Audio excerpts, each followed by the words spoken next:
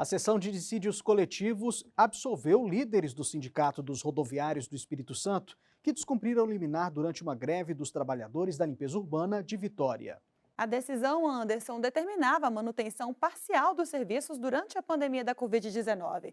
A multa imposta ao sindicato, no entanto, foi mantida. Daniel Vasques acompanhou o julgamento e traz as informações. Oi, Daniel.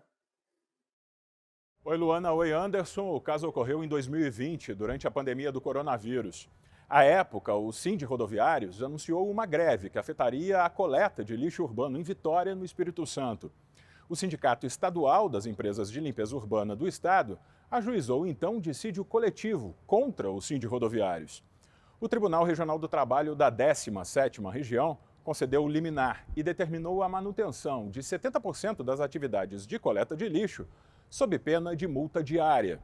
Como ficou provado o descumprimento da ordem judicial, foi aplicada a multa de R$ 55 mil, com condenação solidária dos dirigentes sindicais pelo pagamento. O sindicato, então, entrou com um recurso ordinário no TST.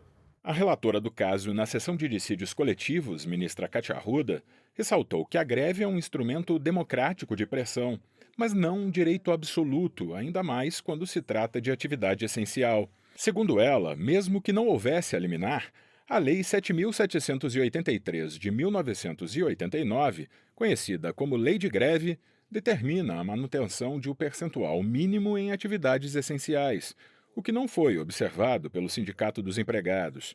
Por isso, ela votou pela manutenção da multa aplicada à entidade sindical.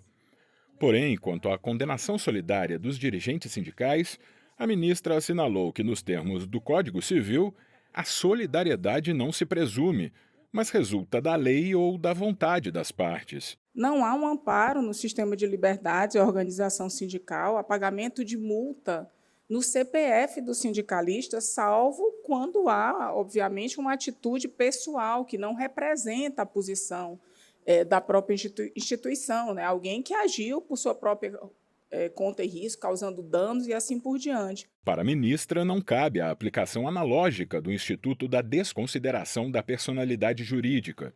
Isso porque o caso envolveu uma entidade sindical e não uma empresa agindo em desvio de finalidade ou caracterizada pela confusão patrimonial. Imagina a situação reversa.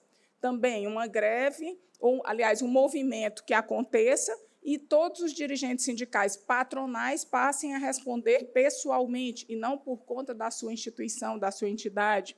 Imaginem uma determinação de pagamento de salários feito pelo Poder Judiciário a uma empresa e, em seguida, já dizendo, se a empresa não pagar, o dono da empresa deverá pagar. Não é assim o procedimento que nós temos feito, mesmo em caso de desconsideração da personalidade jurídica. O ministro Caputo Bastos divergiu da relatora em relação à responsabilidade dos líderes sindicais. Conforme o ministro, a doutrina e a jurisprudência, em especial a do Superior Tribunal de Justiça, têm evoluído na direção de que as pessoas físicas responsáveis pela direção de pessoas jurídicas envolvidas em litígios podem sofrer as sanções direcionadas ao cumprimento de ordem judicial. Entendo, respeitando os posicionamentos contrários, que a aplicação de multa em situações de evidente descumprimento de ordem judicial somente contra a pessoa jurídica seria totalmente inútil, tendo em vista que a sanção seria paga pela coletividade do sindicato,